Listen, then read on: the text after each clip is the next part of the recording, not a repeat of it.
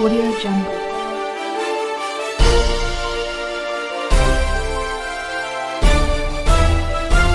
Audio Jungle.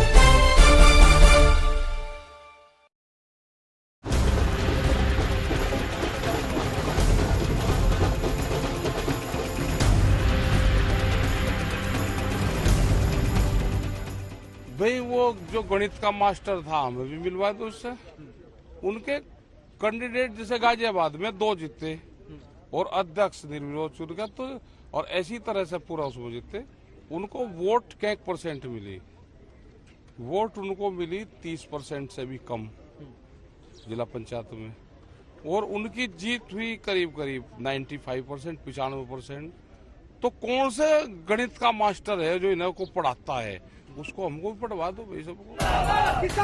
Rakesh Tikait की बात में दम तो है, और सवाल भी कि कम पंचायत सदस्यों के बावजूद कई जगहों पर बीजेपी के पंचायत अध्यक्ष के कैंडिडेट निर्विरोध कैसे जीत गए, क्योंकि करीब 2 महीने पहले हुए पंचायत चुनाव में कुछ और ही तस्वीर दिख रही थी, लेकिन अध्यक्ष का चुनाव आते आते तस्वीर का रंग ही बदल गया।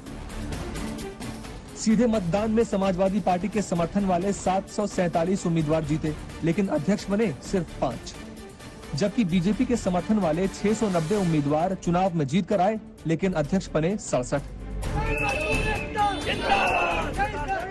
राकेश टिकैत सीधे सीधे परिणामों में धांधली के आरोप लगा रहे हैं, मगर सच्चाई ये भी है कि किसान आंदोलन के अगुवा राकेश टिकैत अपना गढ़ मुजफ्फरनगर भी नहीं बचा पाए।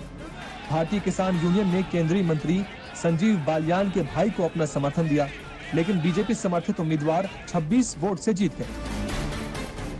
हालांकि अकेले राकेश टिकैत नहीं है, बीजेपी की बम्पर जीत के बाद कमोबेश यूपी की सारी विपक्षी पार्टियां यही आरोप लगा रही हैं कि पंचायत सदस्यों का अपहरण किया गया।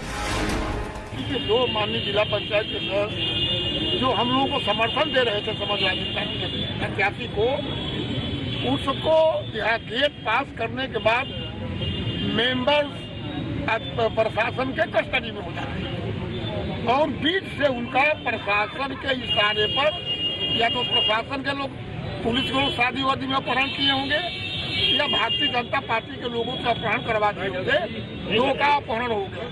समाज के असली मुद्दे हैं महंगाई, बेरोजगारी, महिलाओं पे अत्याचार, और जिस तरह से यहाँ भ्रष्टाचार बढ़ा है उत्तर प्रदेश के अंदर में, जिस तरह से माफिया पैदा हुए, चाहे शराब माफिया हो चाहे भू माफिया हो। हम भारतीय जनता पार्टी को समाज के मुद्दों पे रखेंगे, असली मुद्दों पे रखेंगे, और समाज के विकास की बात करेंगे। 2022 में 22 साल की सरकार होगी और भारतीय जनता पार्टी की विदाई होगी। समाजवादी पार्टी के आरोपों की तरह ही यूपी में पांव जमाने के लिए बेकरार आम आदमी पार्टी भी आरोप लगा रही है, सीधे सीधे ये कि लोकतंत्र को बीजेपी ने लूट तंत्र में बदल दिया है। जिला पंचायत के चुनाव में जिस तरह से गड़बड़ियां की गई और पूरे चुनाव को अपराहित कर लिया गया आदित्यनाथ जी की सरकार के द्वारा, मैं समझता हूं ये लोकतंत्र को लूट तंत्र में बदलने का एक उदाहरण है। और अगर पंचायत चुनाव में ईमानदारी और निष्पक्षता चाहिए तो सीधे जनता से जिला पंचायत अध्यक्ष और प्रमुख के चुनाव कराए जाएं। विपक्षी हमलावर है, मगर बीजेपी कह रही है कि परिणामों ने विपक्षियों को हताश कर दिया है, और ये तो सिर्फ झांकी है। 2022 का चुनाव बाकी है, बीजेपी इससे भी बड़ी जीत दर्ज करेगी।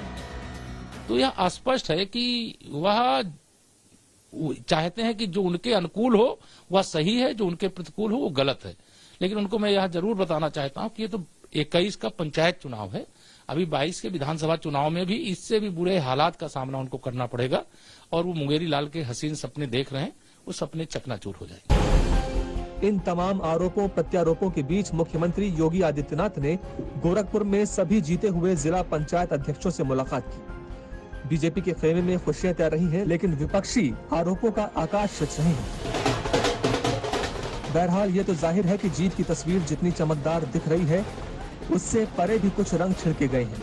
इसी बात को लेकर कल वोटिंग के दौरान कई जगहों पर एसपी और बीजेपी के बीच झड़पें भी हुई, लेकिन राजनीति में अंतिम सत्य जीत ही होता है, इसलिए बीजेपी जश्न मना रही है।